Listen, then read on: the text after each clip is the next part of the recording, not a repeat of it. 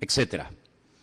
Pero el nuevo orden mundial, el nuevo gobierno mundial va a ser completamente diferente, aunque tendrá de todo un poco, será un sistema distinto.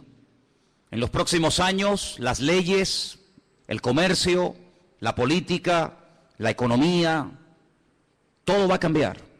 Estamos a punto de ver cambios que durante milenios no se han producido, pero el mundo va a experimentar unos cambios tremendos.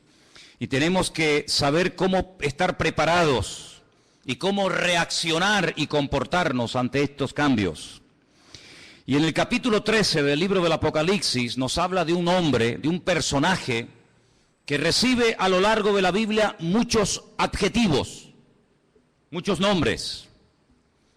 El anticristo, el cuerno pequeño, el hombre de pecado, el hijo de perdición, God, etc.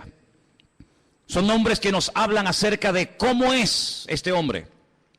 Pero hay un versículo que la semana pasada no tocamos y que yo, antes de entrar a hablar del segundo personaje que juntamente con el anticristo van a llevar las riendas de este mundo en los últimos tiempos, no tocamos, y es el versículo 2, Apocalipsis 13, verso 2. Y ahí se nombran 3 animales diferentes. 3 animales que los que hemos estudiado la Biblia sabemos qué está tratando de decir Juan, de una forma, digamos, oculta, ¿no? Apocalipsis 13:2 dice que la bestia, y hablamos del anticristo, era semejante a un leopardo, pero sus pies eran como de oso, pero su boca dice que era como boca de león. ¿Te das cuenta? Hay 3 animales diferentes. Su apariencia, la palabra semejante es muy importante en la Biblia. Selem. Cuando tenemos una fotografía, tenemos una imagen de una persona real, de una persona que existe, pero tenemos una fotografía, una imagen para que te hagas una idea de cómo es esa persona. Entonces la Biblia nos enseña que la semejanza, el aspecto exterior de este líder mundial, de este político llamado el anticristo, es semejante a un leopardo. Pero su forma de actuar, los pies, cómo camina, cómo se comporta, cómo actúa, es como un oso. Pero cuando habla, cuando da a conocer su mensaje, dice que es como un león.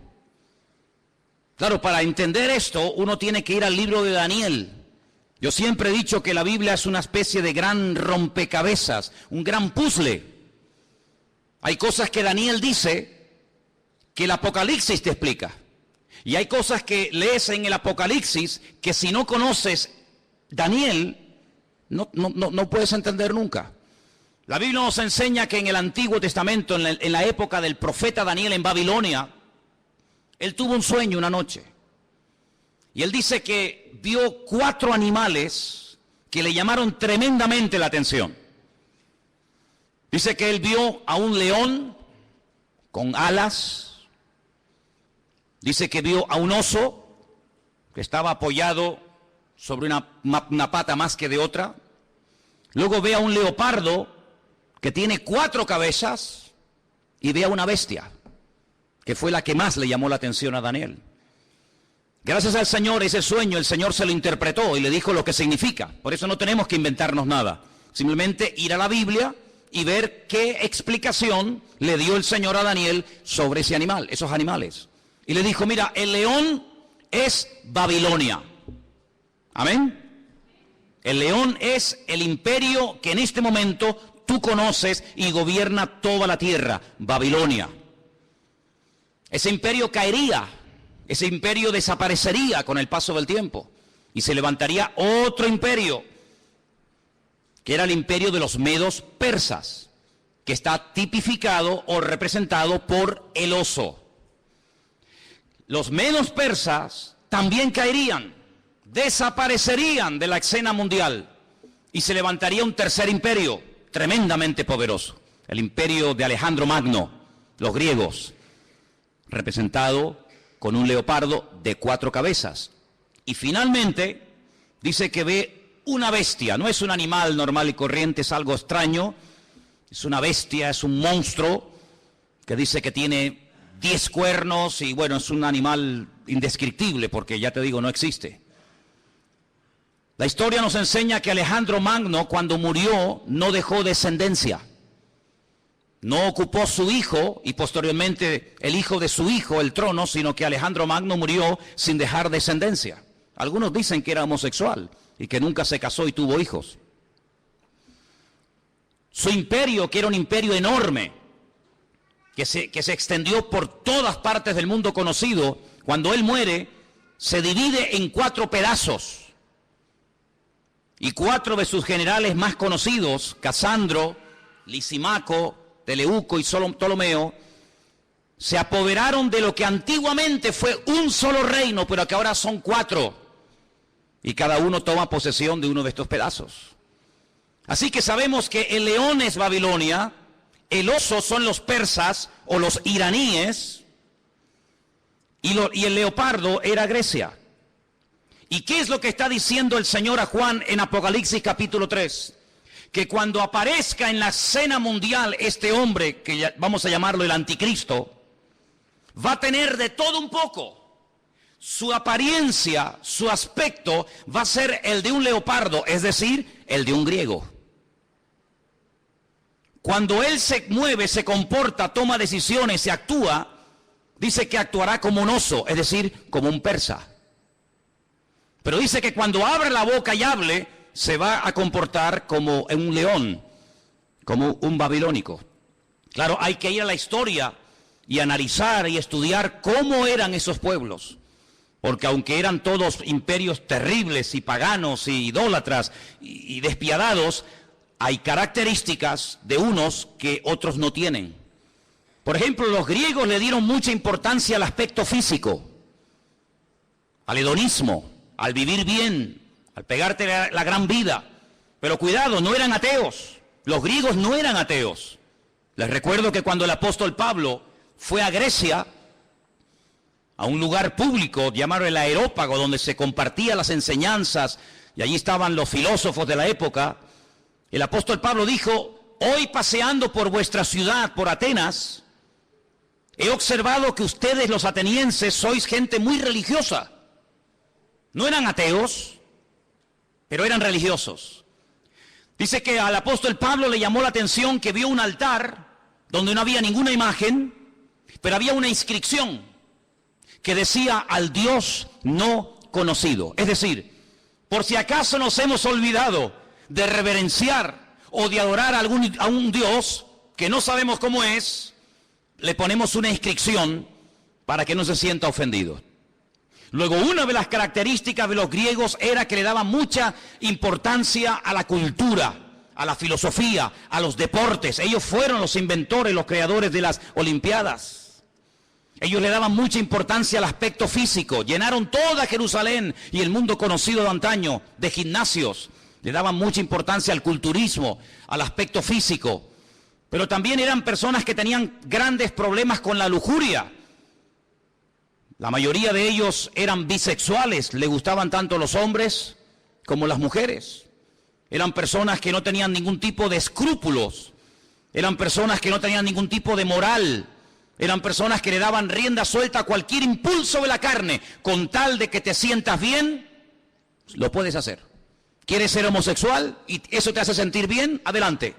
¿Quieres ser cualquier otra cosa? Adelante. En otras palabras, no te reprimas. No tengas ningún recato, ningún principio moral o espiritual, sino rienda suelta a los impulsos. El anticristo será así. El anticristo no será un ateo, pero será una persona, un libertino, una persona que le dará igual lo que sea, con tal de que la gente se sienta contenta y feliz. Por eso dice que su aspecto, su forma de ser es como la de un griego, una persona que le da lugar a la carne, al hedonismo. Pero dice que cuando actúa como un oso, como un persa. Y hermano, es interesante notar porque el imperio persa siempre tuvo algo muy interesante entre ellos, y es que siempre tenían una intención de expandir su territorio. Saben que desde hace muchos años ha estado mareando la perdiz los persas, Irán, pero una de las cosas que quieren es, siempre lo han querido y lo han dicho y no lo han ocultado, es la destrucción y aniquilación total y absoluta del Estado de Israel.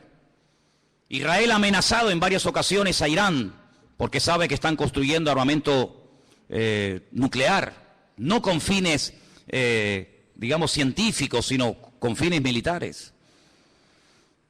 Irán recientemente dijo, si somos atacados por Israel, tenemos en este momento 80.000 misiles apuntando a la ciudad de Jerusalén y la destruiremos en cuestión de minutos, es lo que ellos dicen.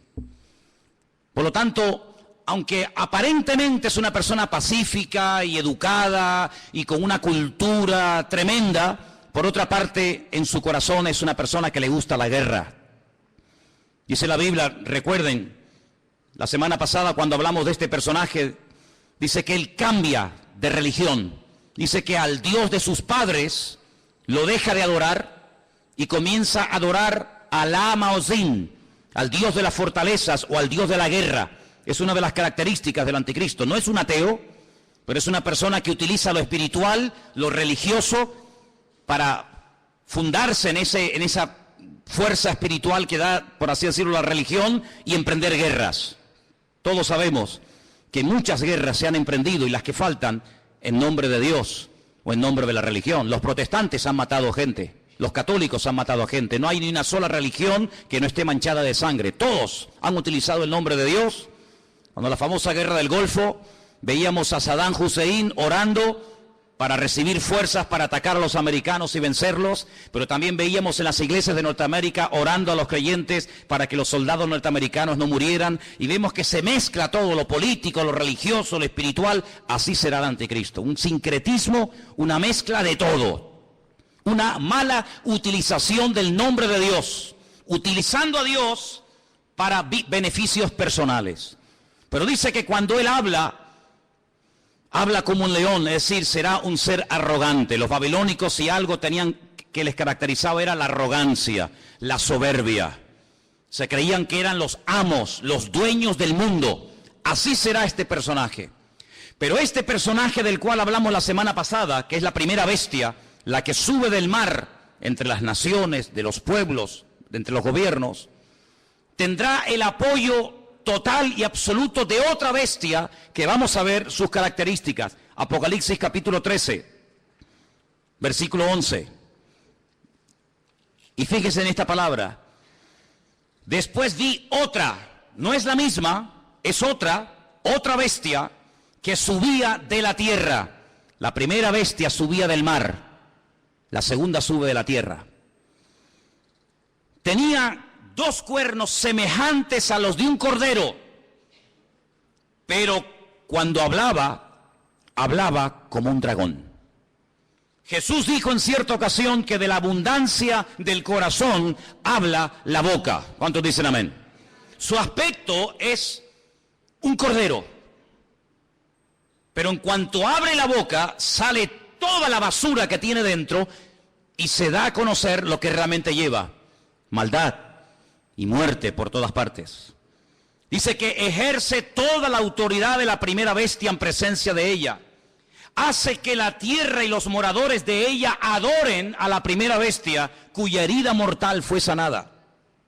Versículo 13. También hace grandes señales, de tal manera que aún hace descender fuego del cielo a la tierra delante de los hombres. Versículo 14. Engaña a los moradores de la tierra con las señales que se le ha permitido hacer en presencia de la bestia, mandando a los moradores de la tierra que le hagan imagen a la bestia que tiene la espada, la herida de espada, y vivió. Se le permitió infundir aliento a la imagen de la bestia para que la imagen hablase e hiciese matar a todo el que no la adorase. Verso 16. Hacía que a todos, pequeños y grandes, ricos y pobres, libres y esclavos, se les pusiese una marca en la mano derecha o en la frente, y que ninguno pudiese comprar ni vender sino el que tuviese la marca, o el nombre de la bestia, o el número de su nombre. Dice, aquí hay sabiduría. El que tiene entendimiento, dice, el que tiene entendimiento cuente el número de la bestia, pues es un número de hombre, y su número es 666. Es decir, que en los últimos tiempos surgirá un nuevo orden mundial. El mundo no será como lo hemos visto hasta el día de hoy, donde cada uno hace lo que le da la gana y cada uno gobierna. No. En los últimos tiempos habrá un nuevo orden mundial dirigido y capitaneado por un presidente mundial que tendrá una fuerza militar, económica y política increíble. Y a este personaje se le conoce vulgarmente con el nombre del anticristo, el que se opone a Cristo, el que quiere suplantar la figura de Cristo. Pero tendrá a una persona que la Biblia lo llama, fíjense qué curioso, falso profeta. Si analizamos toda la Biblia, vemos que la figura de los profetas era algo muy importante. La Biblia está llena de verdaderos y auténticos profetas. Daniel, Jeremías, Isaías, Habacuc, Sofonías, Malaquías, cientos de buenos profetas. ¿Qué era un profeta? Un profeta era un hombre de carne y hueso, como cualquiera de nosotros, con una comunión con el Señor tremenda, que a través de sueños o de visiones o por voz audible, recibía mensajes del Eterno, recibía mensajes del Señor para transmitirlos al pueblo de Israel, para que de esa manera el pueblo no pecara, para que de esa manera el pueblo no terminara adorando a otros dioses, para que el pueblo supiera en todo momento lo que tenía que hacer y lo que no tenía que hacer. Un profeta era una bendición para el pueblo. ¿Por qué? Porque era el nexo que unía al pueblo con Dios y a Dios con el pueblo. Era la persona que hacía la función de la boca de Dios. Cuando Dios quería decirle algo al pueblo, hablaba a través del profeta. Pero dice la Biblia, y la Biblia está llena de ejemplos de falsos profetas. Hay capítulos enteros en Jeremías, en Ezequiel y otros libros que nos hablan acerca del daño tremendo que hacían los falsos profetas. Por ejemplo, la Biblia dice que cuando las tropas del rey Nabucodonosor habían rodeado la ciudad de Jerusalén, había falsos profetas que decían, tranquilos, no pasa nada, no se preocupen, vamos a ganar la guerra. Nabucodonosor va a ser derrotado, se va a cansar y se va a marchar a su tierra. Vienen tiempos de paz, vienen tiempos de abundancia, vienen tiempos de prosperidad, pero había uno llamado Jeremías, que era el verdadero profeta, y decía, no les crean, les están mintiendo, es mentira, no viene paz, viene guerra, el enemigo no se va a ir, nos va a destruir, nos va a destruir la ciudad, nos va a quemar el templo, va a matar a nuestros jóvenes. Siempre hubieron falsos profetas que engañaban al pueblo, siempre había falsos profetas que venían supuestamente en nombre de Dios, y la gente lógicamente en muchas ocasiones le hacía más caso y prestaba más atención a los falsos profetas que a los verdaderos profetas. ¿Por qué? Porque el falso profeta decía lo que el pueblo quería oír. El verdadero profeta muchas veces iba en contra de la voluntad del pueblo. Por eso a la mayoría de los profetas los terminaban matando. ¿No dijo el Señor, Jerusalén, Jerusalén, que matas a los profetas y apedreas a los que yo te envío? ¿Cuántas veces quise juntar a mis hijos como la gallina junta sus polluelos y no quisisteis? La ciudad de Jerusalén pasó a la historia como una ciudad que mataba a los profetas.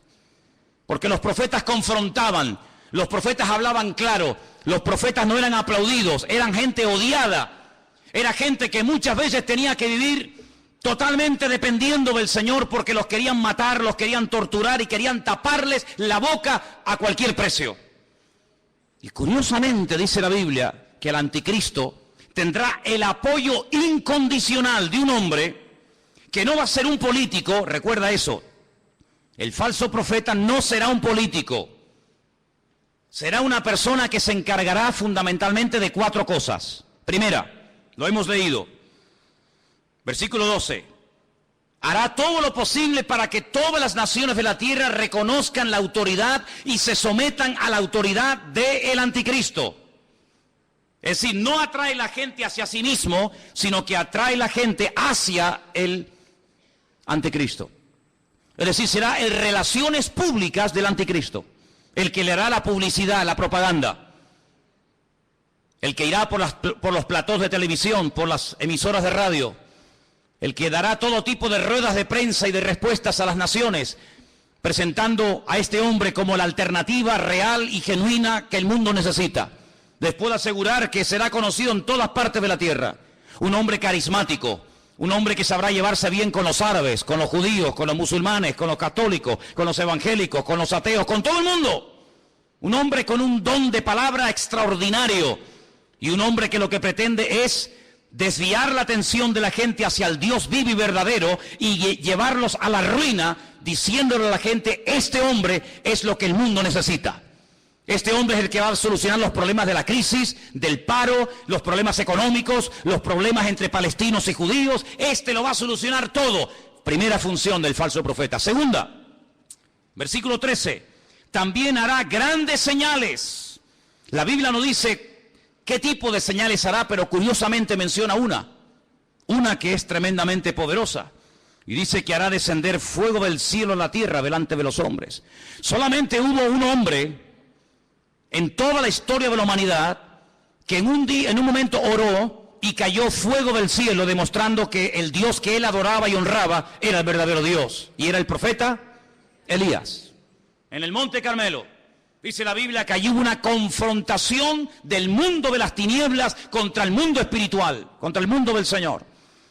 Y el profeta Elías dijo, la respuesta no tiene que ser a través de un sueño, la respuesta no será a través de una visión, a través de un ángel, sino la respuesta tiene que ser algo contundente y visible a kilómetros. Y allí en lo alto de ese monte en el que hemos estado en cantidad de ocasiones, desde donde se tiene una perspectiva de una zona geográfica muy grande de Israel, allí él oró y dice que descendió fuego del cielo y 400 profetas falsos de Baal fueron degollados en aquel día. Nunca más nadie ha hecho eso. Bueno, perdón, una vez unos hermanos en el Nuevo Testamento, cuando fueron a entrar a una ciudad a evangelizarla, a hablar del Señor, y no los quisieron oír, le dijeron al Señor, Señor, ¿nos das permiso para que oremos y caiga fuego del cielo y los destruya a todos? Y el Señor les dijo, no, queridos, yo no he venido a eso. Monarjes, hijos del trueno, no les dio autorización para que oraran, para que cayera fuego del cielo. Pero en los últimos tiempos habrá un hombre que por un poder satánico, por una unción falsa, pero poderosa al fin y al cabo, dice que tendrá la capacidad de sorprender a las naciones haciendo caer fuego del cielo.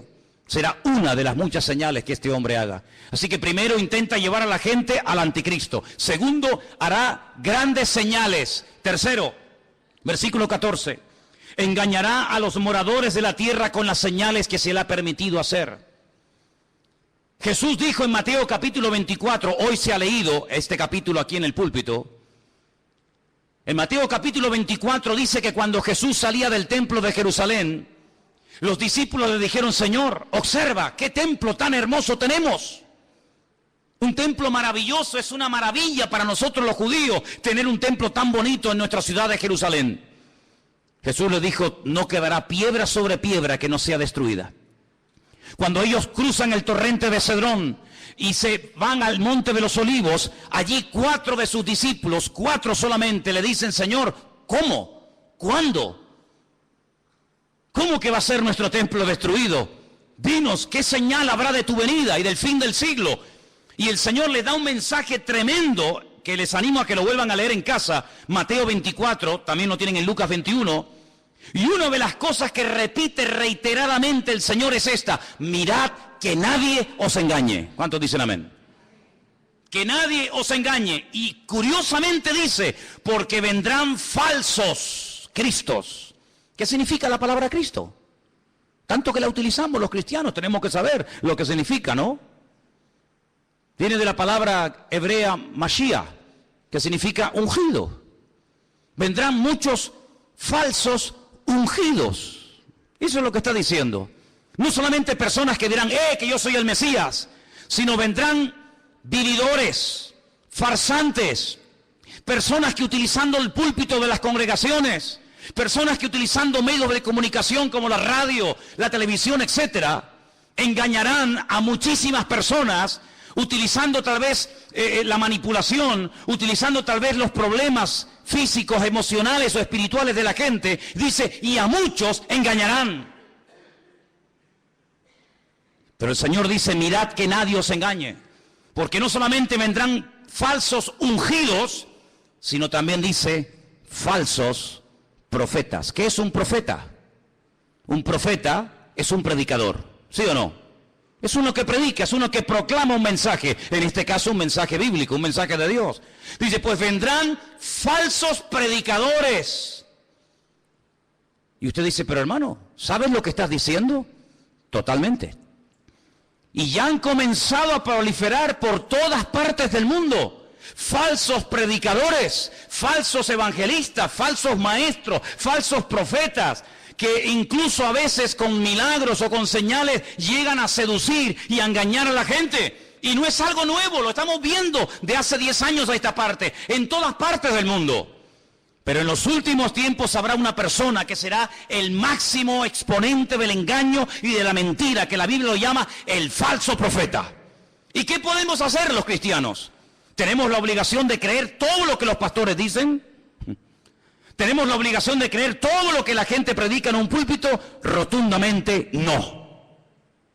La Biblia nos enseña que cuando una persona proclama el Evangelio, y más cuando una persona se llama o se autodenomina profeta, la congregación, la audiencia, el pueblo que escucha el mensaje, tiene que filtrar, tiene que analizar, tiene que escudriñar si lo que este hombre está diciendo es palabra de Dios o es falso. No se puede decir amén a cualquier enseñanza, hermanos. Yo soy vuestro pastor hace 14 años en esta iglesia. Pero el día que yo me aparte del Evangelio, el día que yo me aparte de la verdad, el día que yo les enseñe algo falso, no me crean, no vengan más a este lugar. Porque la Biblia nos enseña que la oveja tiene la obligación de rumiar la comida antes de tragársela. ¿No hablamos hace poco de una de las características de las ovejas? ¿Sí o no? ¿Y cuál es una de las características de la oveja? Que es un animal rumiante. ¿Y qué es un rumiante? Un animal que primero mastica, mueve la comida, la saborea, la prueba, y luego después de haberla masticado bien, se la traga. Y esa es una de las características que tenía que tener un animal limpio para poder ser ingerido. El Señor dijo que tenga pezuña y que sea rumiante. Y el Señor quiere que tú seas, permíteme la palabra, un rumiante. Una persona que diga, un momento, te he oído, he prestado atención, he tomado buena nota. Perfecto. Déjame analizar a través de las Escrituras si lo que tú hoy nos has enseñado, si la palabra que nos has traído es bíblica o es mentira y es falsa. Dice la Biblia que cuando Pablo fue a la ciudad de Berea, ¿os acordáis? Dice que los judíos de la ciudad de Berea escucharon a Pablo durante varias semanas, durante varios días de reposo en la sinagoga, compartir la palabra. Pero dice que eran gente más noble que los de Tesalónica. ¿Por qué dice la Biblia que los judíos de Berea eran diferentes a los judíos de Tesalónica? Dice, porque ellos comprobaban cada día en las Escrituras si las enseñanzas que el apóstol Pablo le daba a la congregación eran palabra de Dios o no eran palabra de Dios. ¿Cuántos dicen amén? Por lo tanto, hermanos, yo siempre les he animado, siempre les he dicho, y lo seguiré diciendo cada día, que ustedes tienen la obligación de escudriñar las Escrituras, de conocer la palabra de Dios, de no tragarse todo lo que oigan, de no tragarse todo lo que vean y oigan en internet, de no decir amén a todo, de no abrir su corazón a cualquier ministerio, de no dejarse ministrar por cualquier persona que aparentemente tiene palabra, hace milagros, señales y prodigios, pero alto, la Biblia nos enseña que el falso profeta no solamente será un tremendo predicador, un tremendo orador increíble, sino que además será una persona que su ministerio, entre comillas, estará caracterizado por señales, milagros y prodigios. ¿Qué te parece? Pero ¿sabe qué? En el versículo 13 dice que este hombre hará grandes señales, grandes señales. Usted tiene que prestar atención a esas señales. ¿Por qué? Porque no toda señal es evidencia de que le está dando gloria y honra al Señor y que esa unción viene de parte del Señor si no sabe Dios de dónde viene.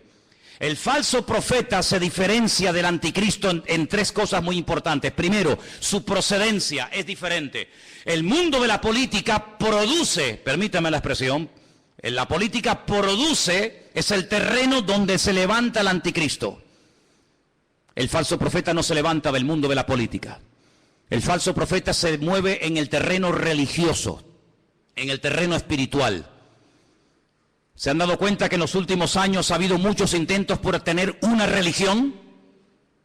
Lo intentó la New Age, la nueva era, lo ha intentado el Vaticano en múltiples ocasiones con las famosas reuniones ecuménicas. Los Bahá'í ya propusieron hace muchos años haber una religión mundial, porque fíjense qué curioso, este continente en el que vivimos, el continente europeo, en 2 ocasiones se ha enfrentado a muerte un país contra otro. ¿Sí o no? Primera Guerra Mundial, Segunda Guerra Mundial, unos contra otros, millones de muertos, ciudades arrasadas completamente, familias destruidas. Europa quedó totalmente en ruinas, pero eso ya pasó a la historia. Antes los que se peleaban, ahora son amigos, ahora comen juntos, ahora hacen negocios juntos. Ahora se venden los productos unos a otros. Luego ya no estamos en un tiempo de guerra en Europa. Estamos, entre comillas, en un tiempo de paz. Ya no nos peleamos unos contra otros, ¿ve? Porque en una guerra todos pierden. Ahora nos unimos en una unidad política y económica y donde tenemos todos en común una misma moneda. ¿Sí o no?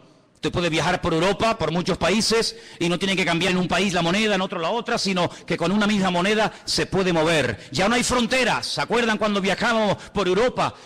Ya no hay fronteras. Puedes pasar de un país a otro prácticamente ya, a cualquier hora puedes pasar de un país a otro. Pero falta una unidad. Sí, hay una unidad militar, hay una unidad política, hay una unidad económica, pero no hay una unidad espiritual. El anticristo, a través del falso profeta, una de las cosas que tratará de mover en el mundo es que la gente llegue a la conclusión de que no es bueno que haya tantas religiones, sino que lo mejor es que haya una religión donde todos se sientan a gusto. Ya hace años están tratando de crear el Crislam. El Crislam, quieren unir el Islam con el cristianismo. En muchas congregaciones evangélicas, ya la palabra Jehová o la palabra Yahvé o la palabra el Eterno o la palabra Dios ha desaparecido. Ya hay una nueva versión circulando de la Biblia en muchas iglesias evangélicas del mundo donde aparece la palabra Alá. En el principio creó Alá los cielos y la tierra. Alá lo que estamos diciendo. En otras palabras, para llevarnos bien, quitemos la palabra Dios, pongamos la palabra Alá. Hay muchas Biblias donde han quitado la palabra sangre. Es increíble cómo puede haber instituciones evangélicas que han quitado la palabra sangre de la Biblia, porque es una palabra que no es una palabra que choca o es una palabra muy fuerte. Amados hermanos, vienen tiempos de cambios como ustedes no se pueden ni imaginar. Vienen tiempos en los que no solamente lo económico cambiará de una forma tremenda, sino lo espiritual cambiará de una forma que ustedes no se pueden ni imaginar. Ahora quiero leerles un versículo que se encuentra en Apocalipsis 16:13, donde dice que el falso profeta y el anticristo harán algo que muchas veces no se menciona. Y vamos a leerlo. Apocalipsis 16, versículo 13. Y dice así: vi salir de la boca del dragón, Satanás, de la boca de la bestia, el anticristo, y de la boca del falso profeta, 3 espíritus inmundos a manera de ranas. Son espíritus de demonios que hacen señales y van a los reyes de la tierra en todo el mundo para reunirlos a la batalla de aquel gran día del Dios Todopoderoso. Una de las cosas que el mundo tiene que conocer y ustedes, hermanos, tienen que saber, porque la Biblia lo profetiza con cientos y miles de años de antelación. Cuando te pregunta la gente, ¿y tú crees que habrá una tercera guerra mundial? ¿Crees que otra vez el mundo volverá a enfrentarse y a matarse y a pelear los unos contra los otros? Y yo te digo, no te quepa la menor duda. La pregunta no es si se van a pelear, la pregunta es ¿por qué tardan tanto en enfrentarse los unos contra los otros? El mundo se está convirtiendo en un caldo de cultivo donde la violencia y la agresividad será algo normal. Miren los colegios, hermanos. Hay muchos colegios en los Estados Unidos que es un peligro. Porque cuántos niños, cuántas docenas de jóvenes han entrado armados a un colegio y han asesinado a cantidad de compañeros. Amados hermanos, la violencia va a ser una de las características de los últimos tiempos. Habrá violencia en la sociedad, violencia en el tráfico, violencia en las iglesias, violencia en los parlamentos, violencia por todas partes. El Señor Jesucristo dijo que Él vendría, pero antes de que Él viniera, los tiempos en los cuales viviríamos serían como los días de Noé. Y cuando uno observa la generación en la que le tocó vivir a Noé, no era una sociedad pacífica. Cuidado, era una sociedad tremendamente avanzada para la época en la que vivía. Fijaros lo que querían construir. En la época de Noé se quiso construir el edificio más alto del mundo, un zigurat, una torre que llegara al mismo cielo, a la misma presencia de Dios, con el objetivo de demostrarle a Dios que a través de la tecnología de la época, el hombre era capaz de desafiar al mismo Dios y de llegar a su presencia no a través del medio establecido por Dios, sino a través del medio de la mente humana. La tecnología puesta al servicio del mal. ¿Piensan ustedes que el anticristo y el falso profeta no echará mano de la tecnología de la época para engañar y meterse en miles y en miles y en millones de hogares? No les quepa la menor duda. No les quepa la menor duda. Así que en los tiempos de Noé, no fue como en los tiempos del diluvio. Bueno, fue en los tiempos del diluvio, no fue como en los tiempos de la Torre de Babel. En los tiempos de la Torre de Babel, la Biblia nos enseña que Dios no destruyó a la humanidad, sino que la separó y la confundió. ¿Por qué? Porque habían aprendido un secreto tremendo. ¿Cuál fue? La unidad. Se unieron para lo malo. Sin embargo, en el tiempo del diluvio, se mataban los unos a los otros. El anticristo sabe perfectamente que la unidad tiene un poder tremendo.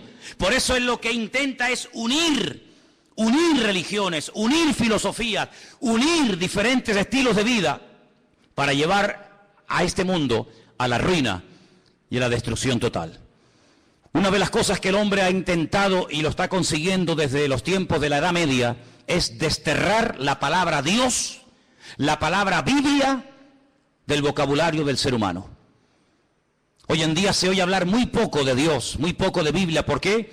Porque los hombres a lo largo de la historia han intentado destruirse los unos a los otros. Pero el objetivo final del diablo es destruir a Dios, quitar a Dios del vocabulario de la gente. ¿Y qué es lo que hace el falso profeta? Levantar al anticristo para que lo adoren a él. Y no es la primera vez que un hombre reclama honra y gloria para sí mismo. No es la primera vez que un César, que un faraón o que cualquier persona ha intentado levantarse más alto que Dios y matar y asesinar a todas aquellas personas que no lo apoyan y no lo reconocen. Una de las cosas que hará el falso profeta es algo tremendo. Dice que marcará, sellará a la gente. Ahora, esto no es nada nuevo. Si ustedes leen esta noche tranquilamente en casa el capítulo 9 de Ezequiel, recuerden, Ezequiel capítulo 9, ustedes se van a dar cuenta que el Señor, antes de ir a la ciudad de Jerusalén y permitir que las tropas enemigas la destruyeran, Él dijo: ponle una marca a mis hijos en la frente y en la mano, para marcar, hacer una diferencia entre el que cree y en el que no cree, el que es mío y el que no es mío. Y dice la Biblia que marcaban a la gente en las manos. El anticristo, el diablo, que es un imitador de la obra de Dios, lo que intentará es marcar a la gente como si fueran animales. Ya hablamos la semana pasada de ese famoso microchip, un sistema muy interesante, muy moderno, que intentará facilitarle la vida a la gente, sobre todo a la hora de comprar, a la hora de vender, a la hora de viajar, no perder el dinero, tener en todo momento encima tuyo todos tus datos económicos, tus datos de vacunas, etcétera, etcétera. Ese microchip ya existe. No es una ciencia ficción. Los animales, los perros, me imagino que en Suiza será igual. Aquí es obligatorio que los animales tienen que llevar un chip. Y si un animal se pierde con una máquina, el doctor, el veterinario, sabe en todo momento cómo se llama ese animal, si está vacunado, dónde vive, cómo se llama su dueño, etcétera, etcétera. Pues lo que empezó con los animales, terminará con el ser humano. Porque para el diablo los seres humanos son como animales. Por eso la famosa teoría de la evolución equipara y nivela al hombre al nivel de la bestia. En la famosa Constitución Europea, creada, diseñada y escrita por el famoso Jacques Chirac, jefe de toda la masonería europea, él puso al mismo nivel a un animal que a un hombre, de tal manera que si un hombre quiere casarse con un perro, con un gato, con una vaca o con cualquier animal, lo puede hacer. ¿Por qué? Porque al fin y al cabo todos somos animales. Sin embargo, desde el punto de vista bíblico, Dios dignifica a la raza humana por encima del animal. ¿Cuántos dicen amén?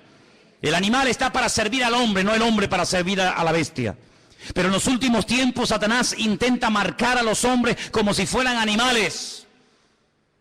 Y les cierra las posibilidades de poder comprar, de poder vender, de poder buscarse la vida si no te dejas marcar. Pero esa marca, esa especie de microchip indeleble, invisible, que no molesta, que está ahí dentro y ni te enteras que está, también permite en todo momento tener a la población mundial localizada en cualquier parte donde se encuentre.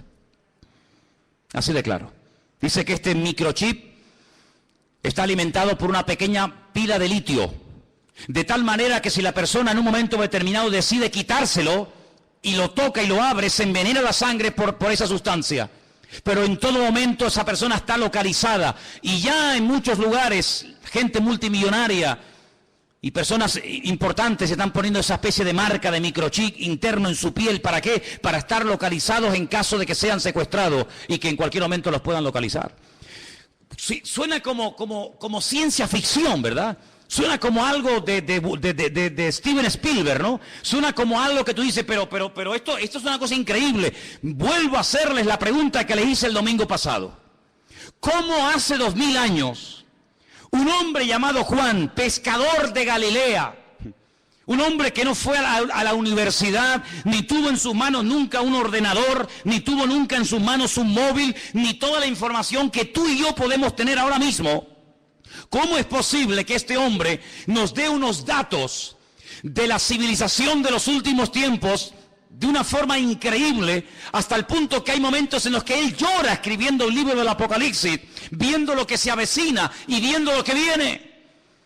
Es el hombre que dice que en los últimos tiempos el famoso río Éufrates se secará para que millones de soldados vengan desde el norte, casi diríamos como que en línea recta, y se den cita en el valle de Jezreel, en la zona de Megiddo, para llevar a cabo la gran batalla, la famosa batalla del Armagedón. Sabemos que en el punto de mira hay un pequeño pueblo que tiene 22.000 kilómetros cuadrados.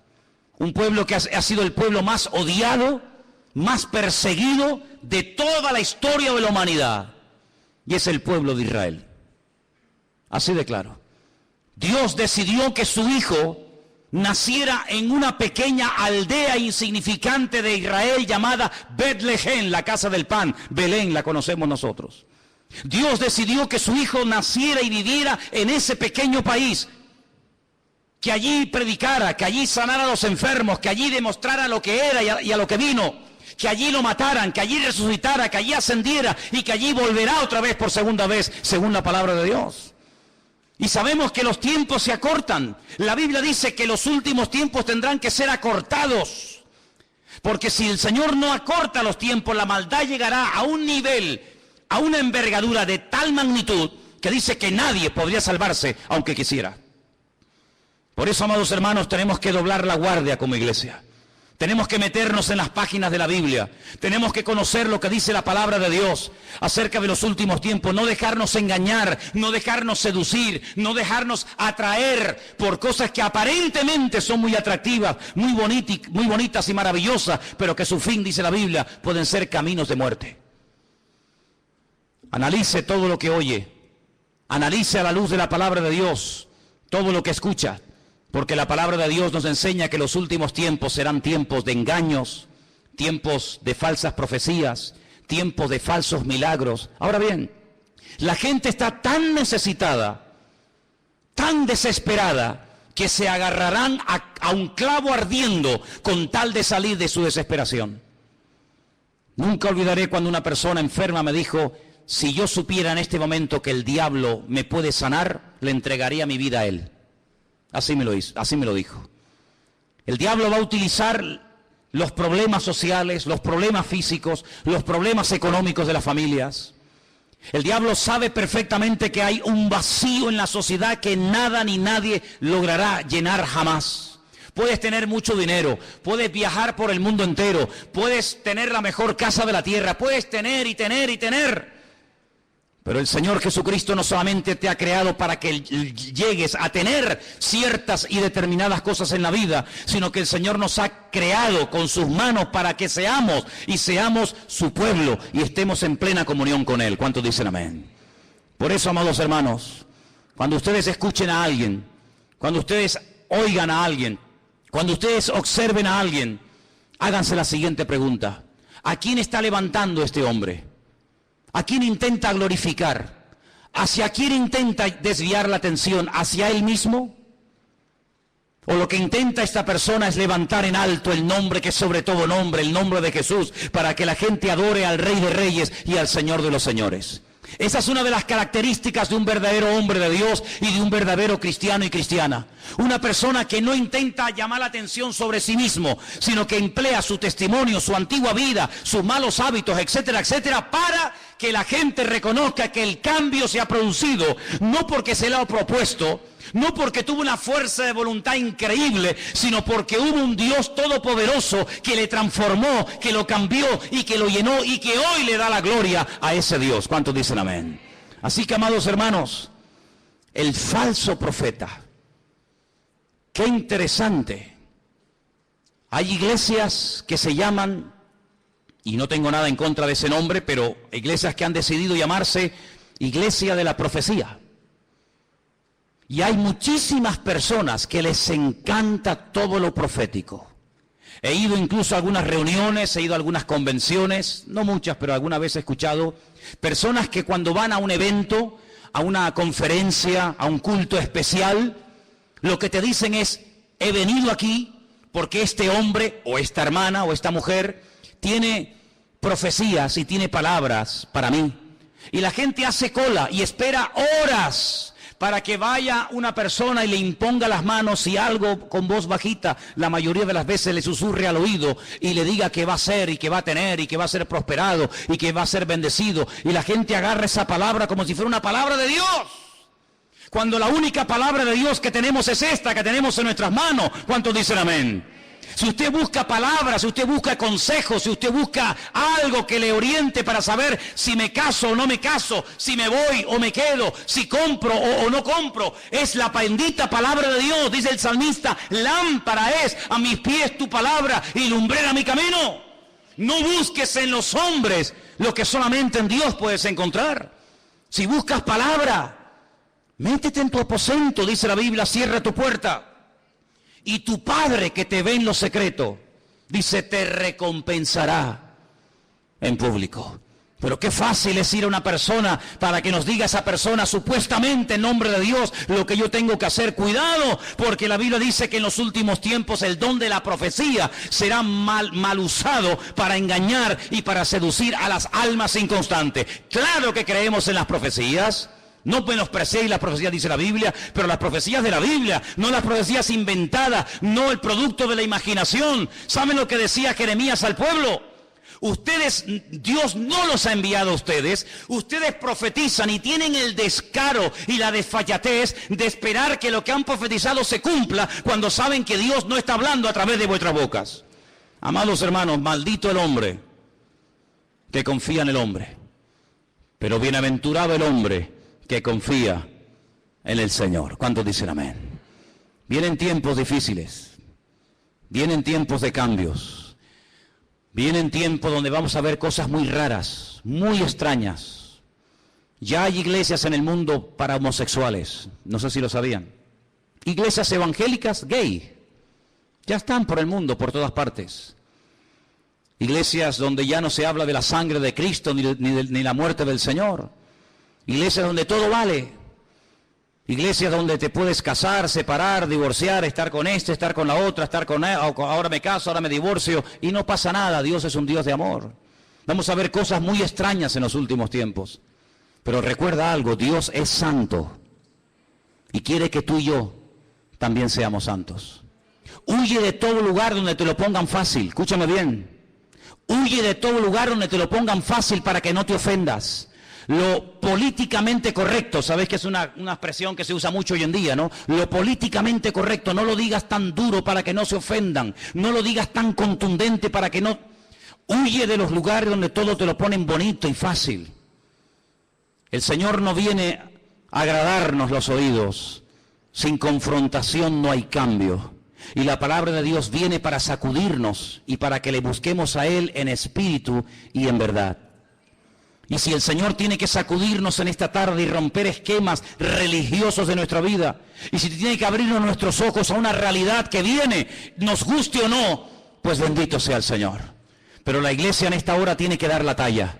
Somos la sal de la tierra, somos la luz del mundo y no podemos en este momento de la historia, hermanos, claudicar, no podemos enfriar, no podemos dar marcha atrás. Estamos, hermanos, oyendo la trompeta del Señor. Dios viene, el Señor viene pronto y quiere que su iglesia se ponga las pilas, que se levante en pie de guerra y le diga al diablo: alto, aquí estamos los hijos de Dios. Aquí todavía hay gente que vive en orden, aquí todavía existe la familia, aquí existe el perdón, aquí existe la misericordia, aquí existe la fe. ¿Por qué? Porque nosotros creemos que lo que Dios prometió en su palabra es la verdad. ¿Cuántos dicen amén? Quiero que cierres tus ojos ahí donde estás. Y recuerda las palabras del Maestro. Mirad que nadie os engañe. Mirad que nadie te engañe. Ni pastores, ni profetas, ni rabinos, ni falsos mesías, que nadie te engañe. Dice la Biblia: conoceréis la verdad, y la verdad os hará libres. Amados hermanos, si quieres ser libre, tienes que conocer la verdad, y la verdad es Jesucristo. Él es el camino, Él es la verdad y Él es la vida. La gente va a ser engañada porque buscan fuera del Señor. Si buscaran en Dios no serían engañados. Si buscaran en la palabra de Dios no serían apaleados ni heridos. El problema es cuando a veces buscamos fuera de Dios otros caminos, otras formas, y te equivocas. Si estás buscando, busca en Dios. Ven a Dios, ven a Él en esta tarde. Ríndele tu corazón. Ríndele tu vida en esta tarde al Señor. Deja que Él aclare tus dudas. Él es el verdadero. Él es el Dios vivo y verdadero y no hay otro. Gracias, Señor Jesús. Recibe toda la gloria y el reconocimiento. Dice la Biblia que el anticristo, una de las cosas que hará es negar que Cristo vino en carne. Negar que Él vino. Y toda persona que niega que Cristo vino es el anticristo, dice el apóstol Juan. Nosotros en esta tarde rechazamos a este espíritu y declaramos en el nombre de Jesús que tú viniste en carne. Y confieso y declaro públicamente que aquel Mesías que se hizo carne era el Mesías verdadero y no hay otro más que Él. Bendito seas. Ahí empieza el cambio, cuando tú reconoces que el Mesías vino en carne, no de una forma espiritual, una nebulosa, una cosa extraña. No, vino en carne y hueso a dar su vida por ti. Ahí empieza el cambio. Si Él era el Mesías verdadero, quiere decir que yo lo necesito a Él. Y por eso en esta tarde le decimos: yo te necesito, Señor Jesús. Te necesitamos, Señor, en nuestra vida.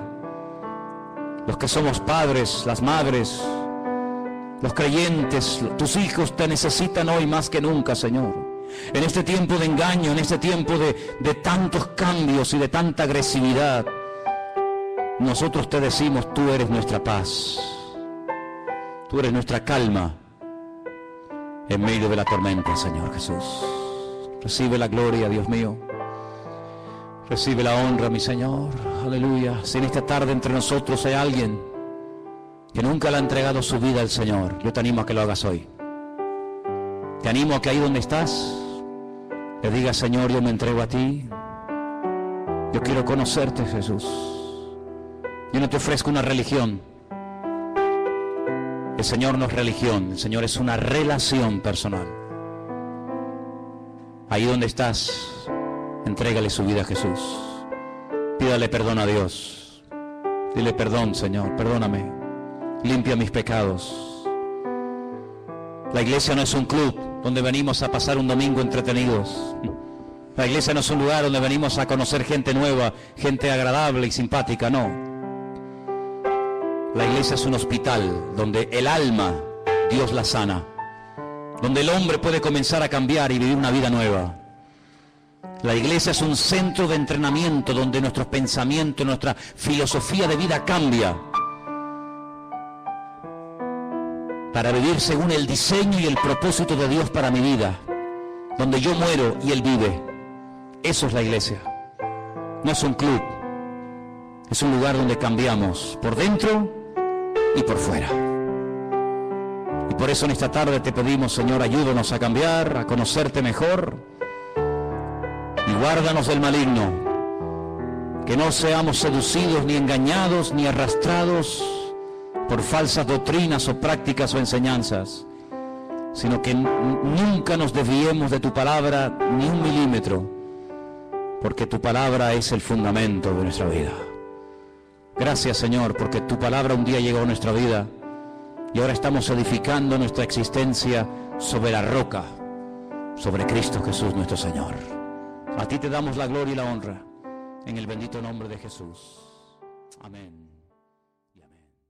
Importante de todos, el más grande, el de más influencia, porque había mucha gente que adoraba a otros dioses, pero fundamentalmente era la que la Biblia llama la diosa Diana, o Artemisa, como también se le conoce en otras culturas, o también Afrodita, la diosa de la sensualidad, la diosa del amor. Tenía un templo enorme. Y dice la Biblia que había souvenir, habían personas, plateros, que construían pequeños templos como réplicas del templo de la gran diosa Diana y se ganaban la vida de esa manera. Esta ciudad de Éfeso era una ciudad importante, una ciudad con una influencia religiosa tremenda, y fue la ciudad donde más tiempo el apóstol Pablo decidió quedarse, no solamente a establecer la obra, sino a pastorear la iglesia. Estuvo concretamente, según nos relata el libro de los Hechos, 2 años. En otros lugares estuvo menos.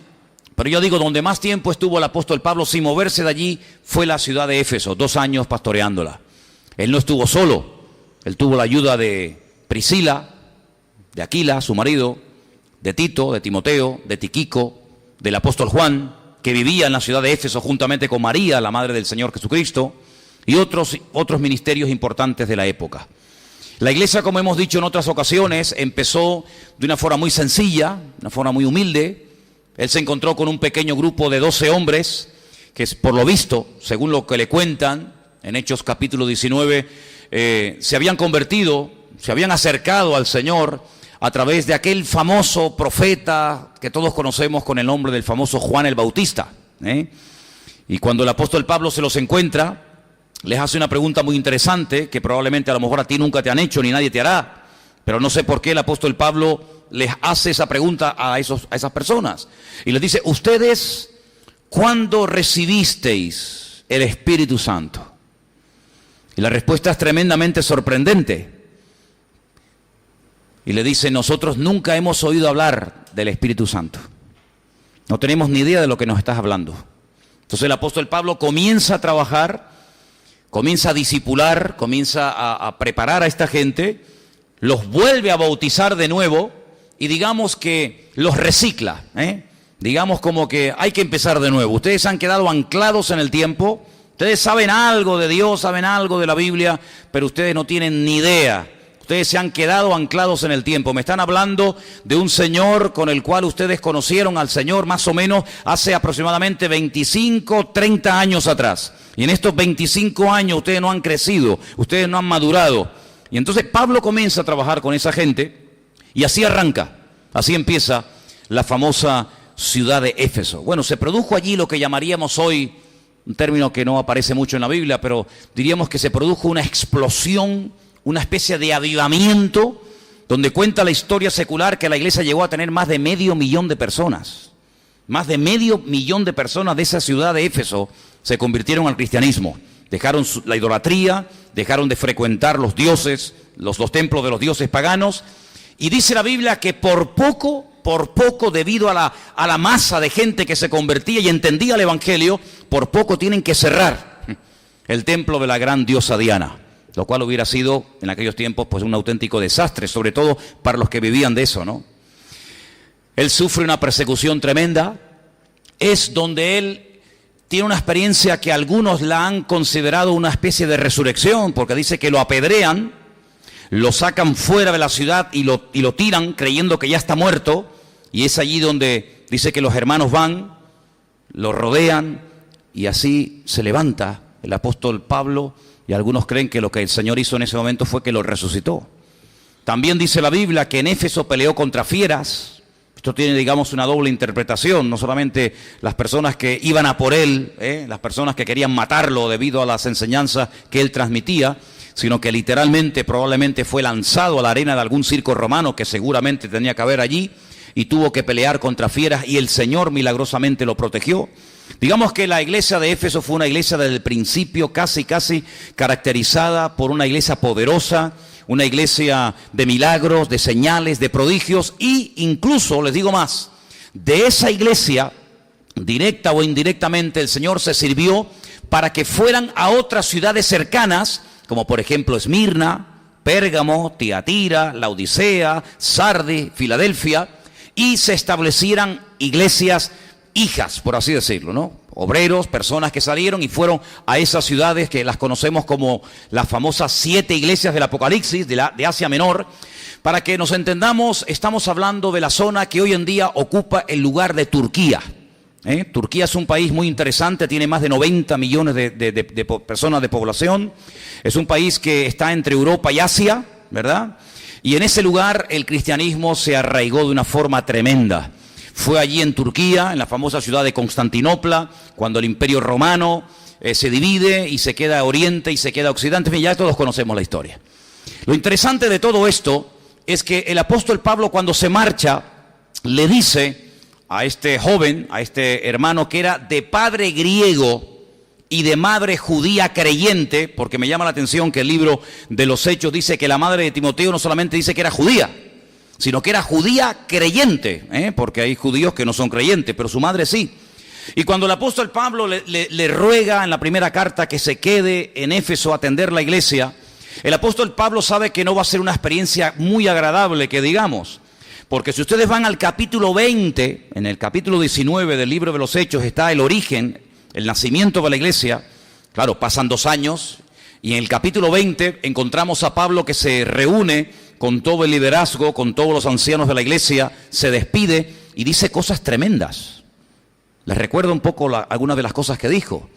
Dice: yo sé que después de mi partida, una vez que yo deje la iglesia y ponga otro pastor en mi lugar, yo sé que entrarán a este rebaño, yo sé que entrarán lobos rapaces que no perdonarán, personas que vendrán a dividir, a confundir, a enredar, a separar, a pelear a unos hermanos contra otros. Dice, pero también sé, y eso es durísimo, ¿no? Pero lo dijo y fue verdad, que algunos de entre vosotros, algunos de los ancianos, algunos de los líderes de la obra que en este momento han estado, hasta este momento han estado colaborando conmigo, sé que de entre vosotros también se levantarán lobos rapaces que intentarán despedazar el rebaño. Es tremendo, ¿no?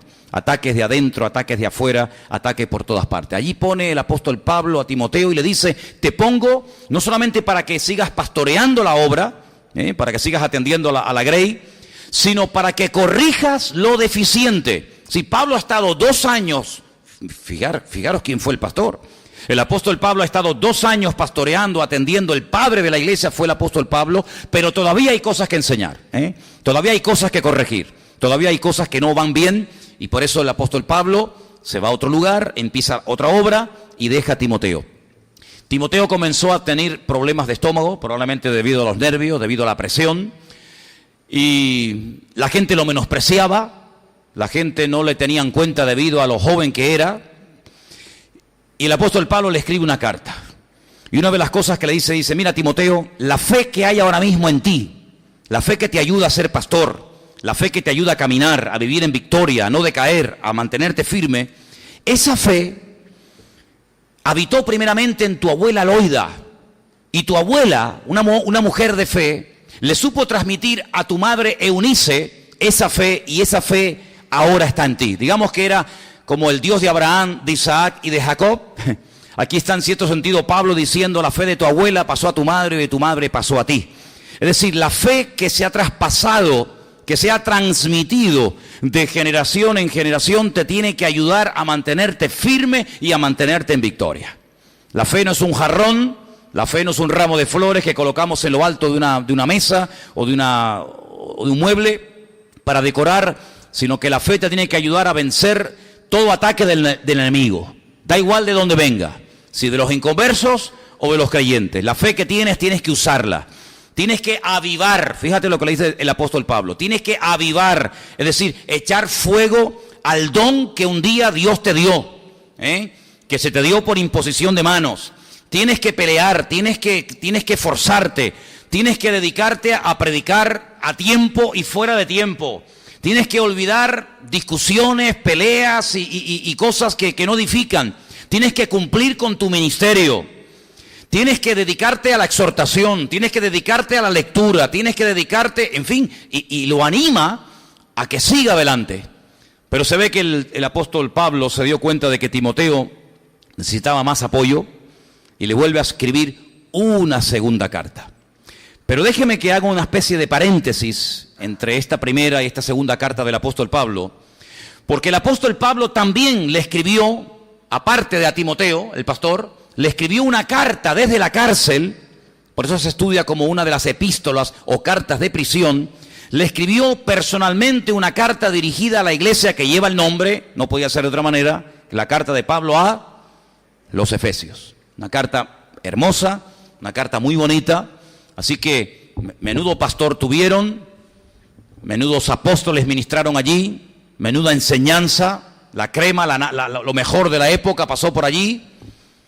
Ahora tienen una epístola escrita de puño y letra por el mismísimo apóstol Pablo, pero cuando el apóstol Juan es anciano y está desterrado en la famosa isla de Patmos, el Señor le da mensajes y le da palabras para que las escriba y se las mande a las diferentes iglesias que ya hemos mencionado. Y mira tú por dónde, y vamos a leerlo, el Señor le dice al apóstol Pablo: mándale un mensajito, escríbele una carta a la iglesia que se encuentra en Éfeso. Vamos a hacer este paréntesis y nos vamos a ir al libro de Apocalipsis, capítulo 2, y vamos a ver aproximadamente, picando ya el año 100 después de Cristo, qué es lo que el Señor todavía le tiene que decir a la iglesia de Éfeso. Menciono todo esto para que os deis cuenta que el Señor mimó, el Señor cuidó a la iglesia de Éfeso de una forma extraordinaria. Le lleva los mejores pastores, los mejores apóstoles. Le pone un buen sustituto, que es Timoteo. Le manda una carta personal. Le manda, recomendado por él mismo, a un tremendo predicador de la época, que el apóstol Pablo dice que era un hombre ferviente de espíritu y tremendamente poderoso en las Escrituras. Y lo recomienda, y estoy hablando nada más y nada menos que de Apolos. Pero aparte de todo eso, el Señor le manda a través del apóstol Juan en el libro de Apocalipsis, capítulo 2, versículo 1, un mensajito a la iglesia de Éfeso para que lo tengan en cuenta. Y vamos a leerlo. Apocalipsis 2, versículo 1. ¿Lo tienen, hermanos? Dice así la palabra del Señor: escríbele al ángel de la iglesia en Éfeso.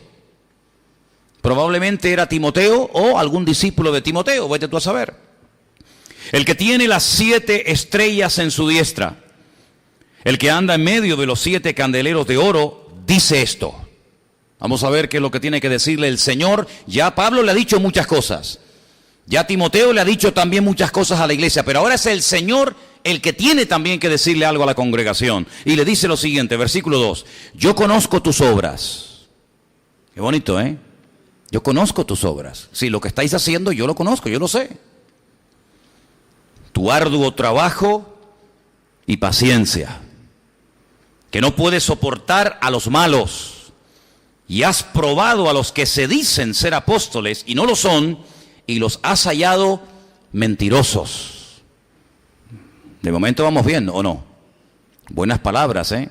Esto levanta un poco la autoestima de la iglesia, ¿no?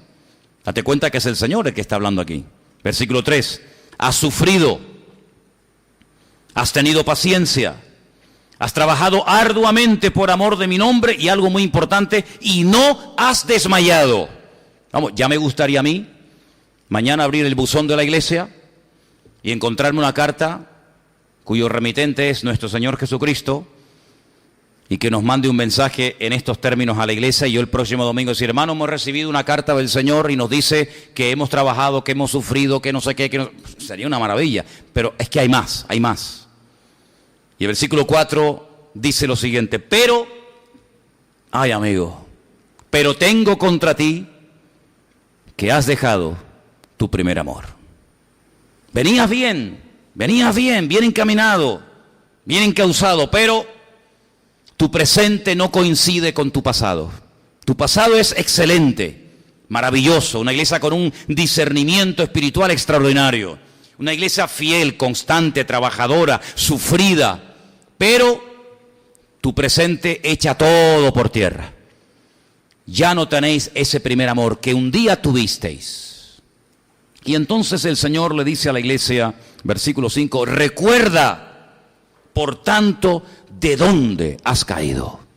Esto el Señor no lo considera algo liviano, algo ligero, algo sin importancia, sino lo considera una auténtica caída. Ustedes han caído. Y tienen que recordar qué fue lo que pasó, dónde, por qué, qué les ha ocurrido a ustedes. Y les dice, arrepiéntanse. Fíjate, el Señor llamando a la iglesia a arrepentirse. Algunos piensan que el arrepentimiento es para los que no conocen al Señor, para los inconversos. Y resulta que el Señor llama a su iglesia a arrepentirse. Y es que los cristianos también tenemos de vez en cuando que arrepentirnos, ¿sí o no? Ya lo creo. Y le dice el Señor, haz las primeras obras. Pues de lo contrario, vendré pronto a ti, quitaré tu candelero, sí, quitaré tu luz, tu influencia de su lugar si no te hubieras arrepentido. ¿Sí? El arrepentimiento lo puede cambiar todo. No es que sea algo mágico, no quiero utilizar esa expresión, pero si ustedes se arrepienten, reconocen que han caído, que se han enfriado, que se han apartado, que han bajado la guardia, etcétera, si ustedes lo reconocen, que lo cual ya es algo importante, pero además de reconocerlo, se arrepienten y vuelven otra vez al inicio a hacer lo que hacíais cuando os iba bien, entonces todo va a seguir de maravilla, vuestra influencia, vuestra luz va a seguir adelante, pero ustedes tienen la respuesta, la llave está en vuestra mano. Según yo vea la reacción, la actitud de la iglesia, así el Señor les está diciendo a estos hermanos, así yo reaccionaré. Hay arrepentimiento, hay reconocimiento, hay una vuelta a hacer las primeras obras, aquí no ha pasado nada, borrón y cuenta nueva. Si ustedes siguen en ese camino de enfriamiento, de alejamiento, de vivir de las glorias del pasado, de lo que otros hicieron o de lo que hicimos, pero el presente no supera al pasado, me veré obligado a yo personalmente quitaros la luz y terminar con esta congregación. Realmente es un mensaje tremendo. La pregunta sería, no sé si alguno se la está haciendo en esta tarde, ¿hizo caso de la amonestación la iglesia? ¿Se arrepintieron, reconocieron, volvieron otra vez al inicio, al tiempo de fervor y de entusiasmo? ¿O por el contrario la iglesia se diluyó y desapareció y no quedó nada de ella? Pues lamentablemente tengo que decir que la respuesta es la segunda. La iglesia no hizo caso a la exhortación. La iglesia parece que escuchó el mensaje, lo entendió, le entró por un oído y salió por otro. Y en Éfeso se quedó esa ciudad en la actualidad totalmente en ruinas y no quedó absolutamente ningún recuerdo del paso del Evangelio por aquella ciudad. ¿Qué les parece? Es toda una advertencia para ti y para mí en este día, ¿sí o no? Bueno, pues en esta congregación, con estas características, con estas cosas buenas y negativas que tenía, en esta iglesia es donde al apóstol Pablo siente en su corazón poner a Timoteo, y cuando le escribe la segunda carta le dice, mira, tú tienes que ser como un soldado, como un atleta, un deportista y como un labrador. Son las tres palabras que hemos leído esta tarde en 2 de Timoteo capítulo 2. Tienes que, tu filosofía, tu estilo de vida tiene que ser como la de un soldado. Ahora, no vemos habitualmente soldados por la calle, pero en aquellos tiempos en los que el apóstol Pablo le está escribiendo y le tocó vivir, tanto a él como a Timoteo, el ver soldados, legiones de miles y de miles de soldados romanos por las calles era común, era habitual. Ellos tenían que proteger el territorio conquistado, no podían bajar la guardia, no podían decir, bueno, hemos conquistado el mundo y ahora a vivir de las rentas. Ellos tenían que vigilar cualquier sedición, cualquier revolucionario que por ahí quisiera levantarse. Ellos tenían que estar constantemente vigilando la frontera, los atalayas, observando, escuchando las conversaciones. Se infiltraban en las conversaciones, en las sinagogas, en los templos, en los mercados, para saber qué es lo que la gente hablaba y si en algún momento alguien quería dar una especie de golpe de estado. Así que ver soldados romanos bien armados hasta los dientes en aquella época era lo más normal del mundo. Fijaros qué normal era que cuando ustedes leen la carta que el apóstol Pablo le escribe a los hermanos de Éfeso, en el capítulo 6, Pablo está dentro de una celda, Pablo está preso, y él comienza a dictar una carta, y él comienza a comparar las ropas, la armadura del soldado romano con distintos aspectos o instrumentos que tiene el creyente hoy en día. Él se da cuenta de que el soldado romano tiene una especie de casco, que la Biblia lo llama yelmo, que la función es proteger la cabeza, y él dice, bueno, así como el soldado tiene un casco, tiene el yelmo que protege su cabeza, métanse ustedes en la cabeza que somos salvos y que la salvación es algo maravilloso que el Señor nos ha dado, y compara el casco con la salvación. Y ve que tiene una coraza, y ve que tiene una espada, y va comparando las distintas partes de la armadura del soldado romano, porque lo está viendo delante de él con las cosas que tiene que utilizar y desarrollar y tener cualquier cristiano para poder vivir una vida cristiana victoriosa. Fíjate que Pablo utiliza términos como espada, escudos, yelmos, soldados, guerras, peleas, y algunos dicen, pero bueno, en este contexto se escribió la Biblia. En este y en mucho más. Una época de salvajismo, esa famosa expresión de los derechos humanos. Olvídate de derechos humanos. La gente se trataban como animales, como bestias. Si tenías la desgracia de ser un esclavo, de caer rendido por las legiones romanas, amigo, tus días estaban contados, ibas a morir reventado trabajando de sol a sol. Tu carne valía menos que la de un perro. Y en ese contexto bélico, en ese contexto de injusticia, de prepotencia, de arrogancia, etcétera, etcétera, ahí nació la iglesia. Y en ese contexto de brutalidad, fijaros cómo trataron los romanos al Señor. Fijaros, en esas famosas escenas que vemos de la película de Mel Gibson, la película de la Pasión de Cristo. Yo no sé cuántos de ustedes son capaces de ver sin parpadear, sin quitar la vista lo que se ve allí, pero realmente es espeluznante aquello, ¿no? Bueno, pues eso no es ni la mitad de la realidad, porque al fin y al cabo eso es una película, pero aquello fue real, ¿no? Y en este contexto el apóstol Pablo dice, tú tienes que ser como ellos, un soldado, pero no en plan bélico de matar, sino en cuanto al sufrimiento que está dispuesto a experimentar un soldado por la causa, por el ejército, por la bandera, por el país que representa. El soldado generalmente duerme poco. El soldado no está en el ejército para hacerse rico.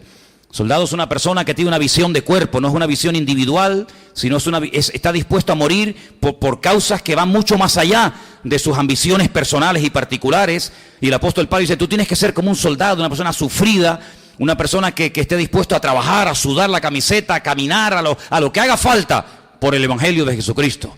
Tienes que ser como un atleta. En aquellos tiempos todavía se sentía la influencia del imperio anterior al de los romanos, que había sido ¿cuál? El de los griegos. Los griegos fueron los creadores, los inventores de las famosas Olimpiadas.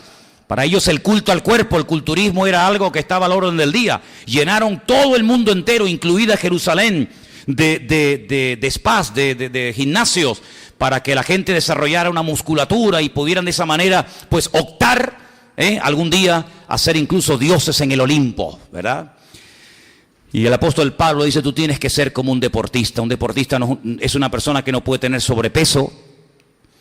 Un deportista es una persona que tiene que tener un entrenamiento constante y permanente. Un deportista es una persona que se sacrifica. Al fin y al cabo, dice, para ganar una corona corruptible. En aquellos tiempos no había eso de plata, oro y bronce, sino eran coronas de laureles, ¿verdad? O como mucho a lo mejor te podían galardonar si tenías la suerte de considerarte un ciudadano romano con derechos y privilegios. Dice, tú tienes que ser como esa gente. capaces de esforzarse, capaces de entrenar, capaces de abstenerse de cosas innecesarias, de vanidades, llevar una buena dieta, una buena alimentación, dormir, descansar, prepararse, entrenar. Así tenemos que ser los cristianos, así tienes que ser tú, Timoteo. Y me llama la atención que después dice, tienes que ser como un agricultor, tienes que ser como un labrador. Qué gente más sacrificada, ¿eh? Cada vez que te lleves una manzana a la boca, o te comas un tomate, una lechuga, una patata, o te comas un pepino, una cebolla, recuerda que detrás de eso que te estás comiendo hay un trabajo tremendo, ¿eh? Hay un trabajo tremendo. Es una de las características del labrador, es que tiene una fe natural. Si no sabe si va a llover, no sabe si no va a llover, si va a caer una granizada terrible, pero él o ella sale al campo, y un día, y otro, y otro. El trabajo del campo es un trabajo durísimo. Ahí vemos todavía el ejemplo y la vida de mi suegra de Esperanza, ¿no? Como ella con 80 y tantos años pues dice, no, tengo que bajar a regar. Y no puede decir, bueno, mañana. O voy a sacar las malas hierbas. Hablábamos, un día estaba yo con mi suegra allí agachado, sacando 4 malas hierbas, y hablábamos acerca de eso, ¿no? Las malas hierbas no hay que plantarlas, salen solas. Qué curioso, ¿no? Salen solas las malas hierbas, pero hay que quitarlas para que no terminen ahogando la cosecha. Entonces el apóstol Pablo, inspirado en el ejemplo de un atleta, de un labrador y de un soldado, pues le dice a Timoteo, mira, lo último que quiero que hagas en esta vida es esconder la cabeza bajo tierra, huir, escaparte y dejarle el problema a otra persona. Probablemente, y esto ya es una opinión personal, probablemente a lo mejor el joven Timoteo tenía la esperanza de que abriéndole su corazón y contándole sus problemas a Pablo, Pablo en algún momento se apiadaría de él y le diría, bueno, Timoteo, ya has sufrido bastante, vente, vamos a poner a otro. No le abra ni la más mínima posibilidad de que huya, sino le dice, tú te quedas ahí y tú peleas la buena batalla y tú acabas la carrera y no te dejes cambiar por el ambiente, sino cambia tú en el nombre del Señor el ambiente en el cual te ha puesto el Señor. ¿Cuántos dicen amén? Y hermanos, algunos dirán, bueno, pero esto tiene que ver con Timoteo. No, y también con nosotros. También con nosotros, porque en más de una ocasión nos podremos encontrar con problemas, con dificultades. Seguramente más de una persona en esta tarde habrá tenido en algún momento de su vida ganas de huir, ganas de tirar la toalla, ganas de decir, ya no aguanto más, me voy. De coger un avión y mandarte a mudar a la Conchinchina, ¿no? Pero esa no es la salida que el Señor le da a sus hijos. La salida, la respuesta que el Señor nos da a nosotros es que peleemos, que nos esforcemos, que luchemos, que seamos constantes, que nuestro trabajo en el Señor, aunque sea durísimo y aunque no sea reconocido y no sea aplaudido y a veces pase desapercibido, nuestro trabajo en el Señor nunca es en vano. ¿Cuántos dicen amén? El Señor le dijo a los hermanos de Éfeso, yo he visto tus obras. Tal vez nadie se ha dado cuenta del dolor, de las lágrimas, del sacrificio, de los problemas, de las dificultades, pero yo sí he visto vuestras lágrimas, yo sí he visto vuestro sufrimiento, yo sí he visto los dolores de cabeza y vuestro sufrimiento. Por lo tanto, no hay nada que tú estés haciendo hoy para el Señor, que el Señor no se entere de nada, sino que el Señor lo conoce todo perfectamente y a su debido tiempo, si sembramos en fe, recogeremos en fe. ¿Cuántos dicen amén? Hay un salmo, o parte de un salmo muy bonito, que ustedes lo conocen perfectamente, que dice, los que sembraron con lágrimas, ¿qué dice? Con regocijo segarán. Pero para sembrar con regocijo, primeramente hay que sembrar y a veces hasta con lágrimas. Pero siempre la cosecha es mayor, la proporción de lo que se recoge, gracias al Señor, siempre es mucho mayor que lo que se siembra. Usted no siembra 40 sacos de patatas para recoger uno. No, usted siembra un saco de papas y puede recoger un montón de sacos más. Y esa es la gracia y la misericordia de Dios, que a pesar del sudor, a pesar del trabajo, a pesar del esfuerzo, siempre la bendición de recoger supera al sacrificio de haber sembrado. ¿Cuántos dicen amén? Quiero que vayamos a 2 de Timoteo, casi al final de la carta, para que veáis cómo el apóstol Pablo utiliza su situación de preso en Roma para transmitirle a Timoteo que por más que uno pueda pensar que como yo no está sufriendo nadie en la vida, Métete e interioriza este pensamiento en ti, por favor. Siempre habrá alguien que esté sufriendo y pasándola peor de lo que tú lo estás pasando en el momento presente. Ya les comenté el caso de aquel hombre que un día se quejaba porque tenía que buscar papas casi ya podridas en el cubo de la basura, y mientras la pelaba y le tiraba la cáscara al suelo, se quejaba, ¿no? Y se lamentaba diciendo: ¿a dónde he llegado, Dios mío, a tener que buscar papas podridas en un contenedor de basura? Y alguien le contestó a sus espaldas y le dijo: pues no te quejes, querido, porque tú por lo menos te comerás la papa, pero yo me voy a comer la cáscara que tú vas a tirar. Así que siempre hay un hermano en la fe. Si no es el de al lado tuyo, tal vez el de atrás o el de adelante o en cualquier otro lugar, siempre habrá un hermano nuestro en la fe que lo estará pasando mucho más difícil y más duro que cualquiera de nosotros. Siempre, siempre. El apóstol Pablo en el capítulo 4 de esta maravillosa carta personal que le escribe a Timoteo, le dice lo siguiente. Voy a arrancar a partir del versículo 1 porque son palabras extraordinarias.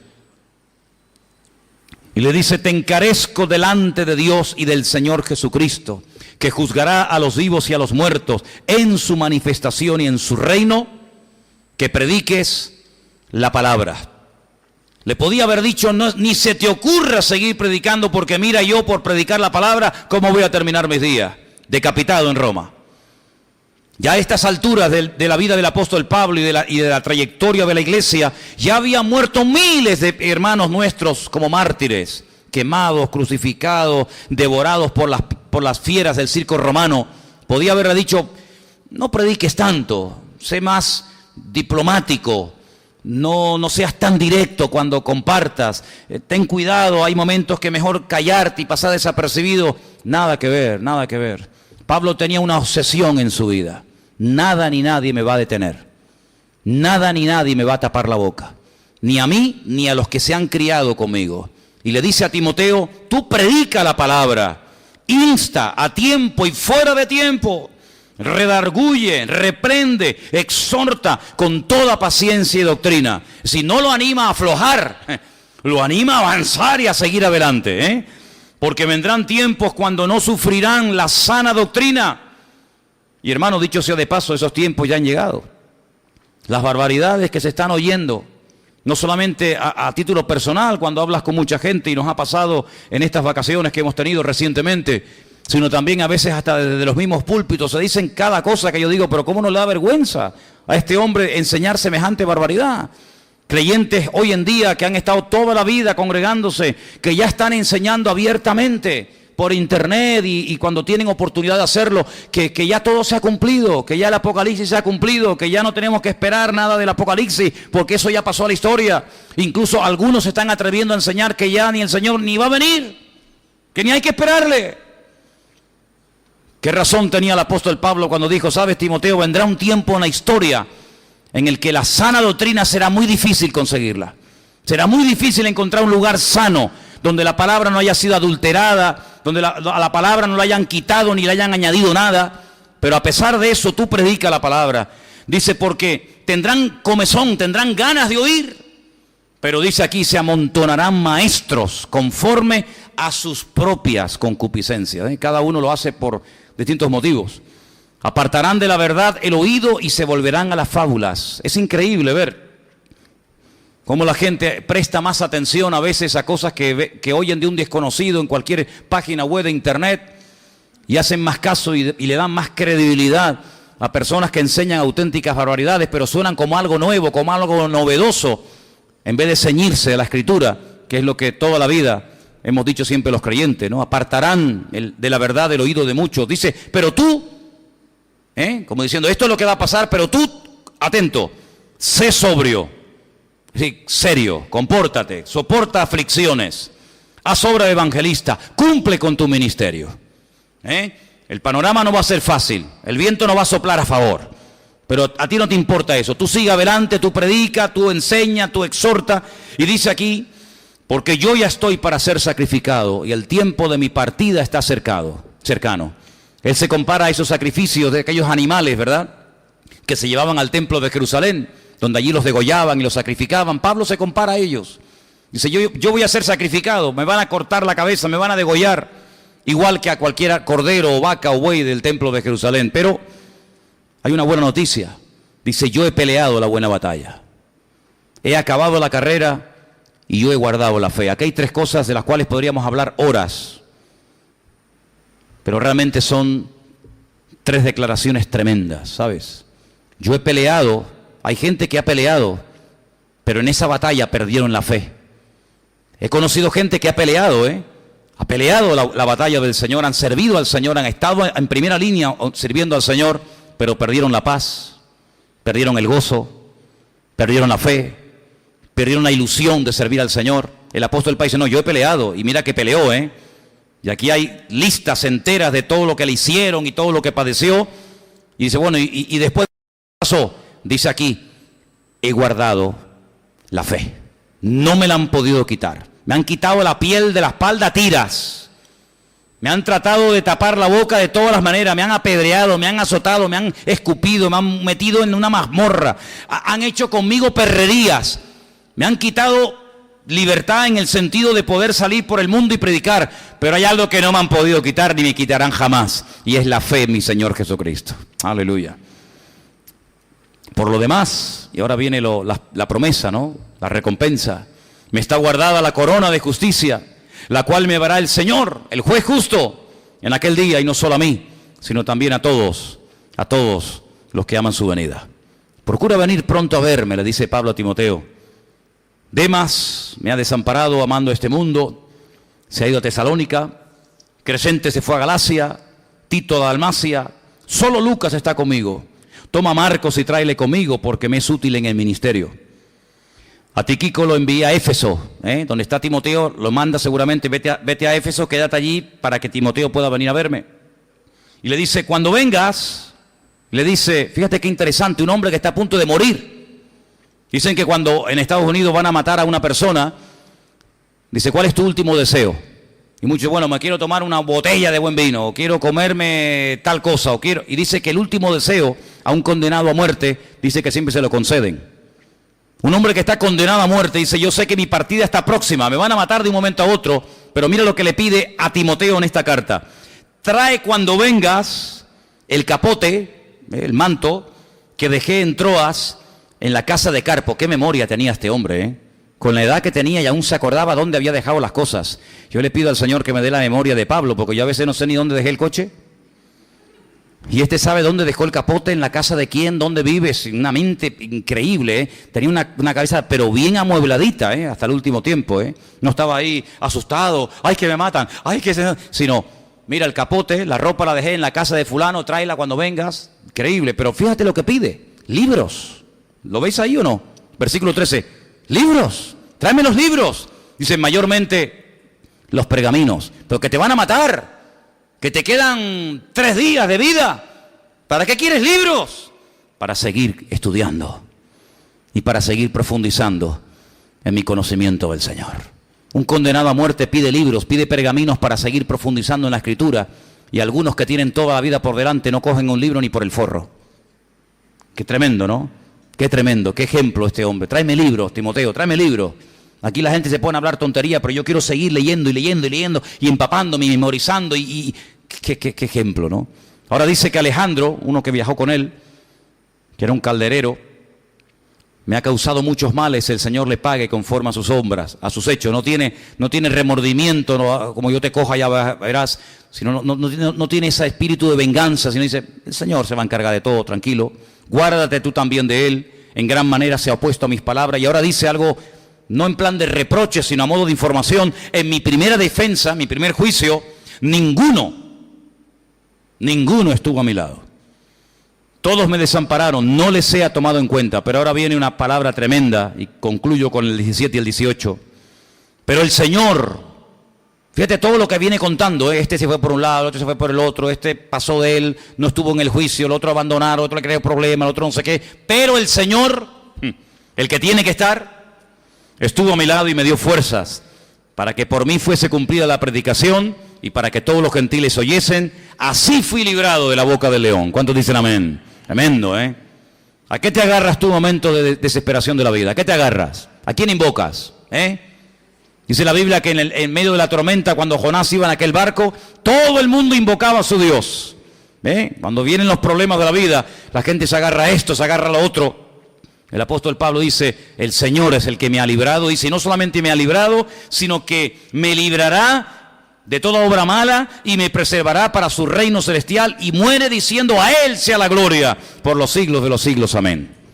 Nosotros también decimos amén a estas palabras, ¿sí o no? Amén. Más fuerte. Amén.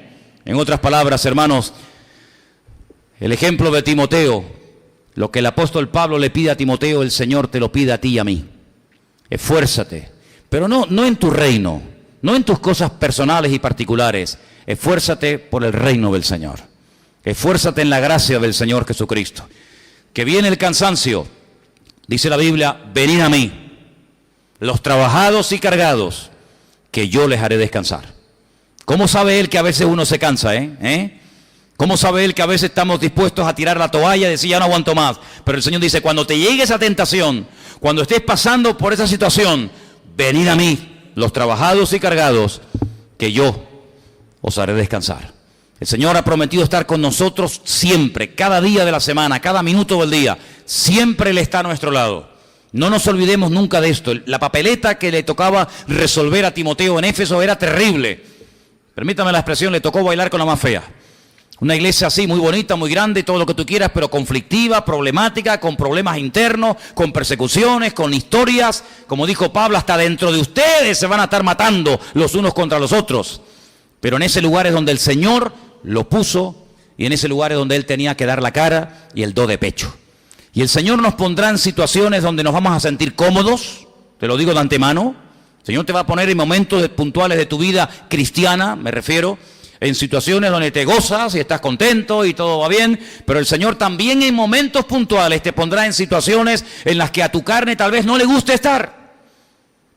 Pero el Señor dice, ahí donde más se aprende, ahí donde más vas a crecer, ahí donde más me vas a buscar y ahí donde se va a formar tu carácter, en la adversidad, en la lucha, en la presión, es donde se forjan los verdaderos hombres y mujeres de Dios.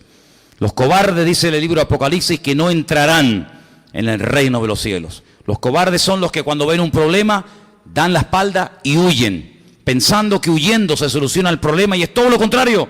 El valiente es el que no presume de que él puede, sino que presume y se afianza una gran verdad. El Señor está conmigo como poderoso gigante.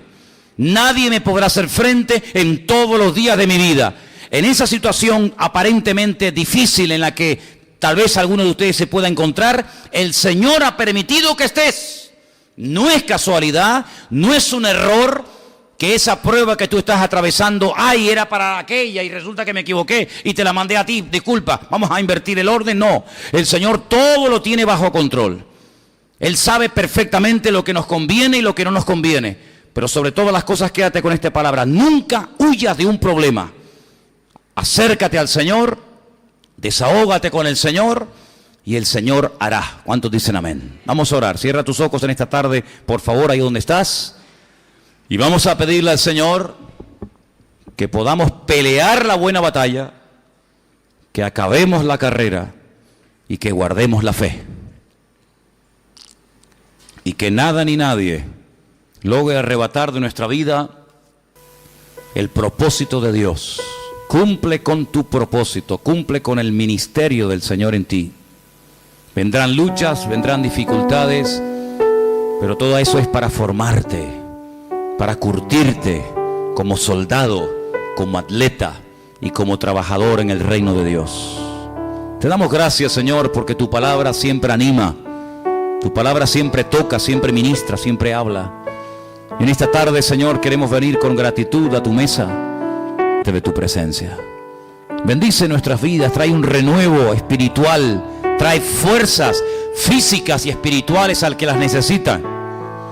Y que nada ni nadie nos robe la bendición, porque no hay nada que ocurra en nuestra vida por casualidad ni por injusticia, sino que tú sabes lo que me conviene en todo momento y en todo lugar. Gracias, Señor. Recibe toda la gloria y todo el honor. A ti te la damos en esta tarde, en el bendito nombre de Jesús. Amén. y amén. Hermano,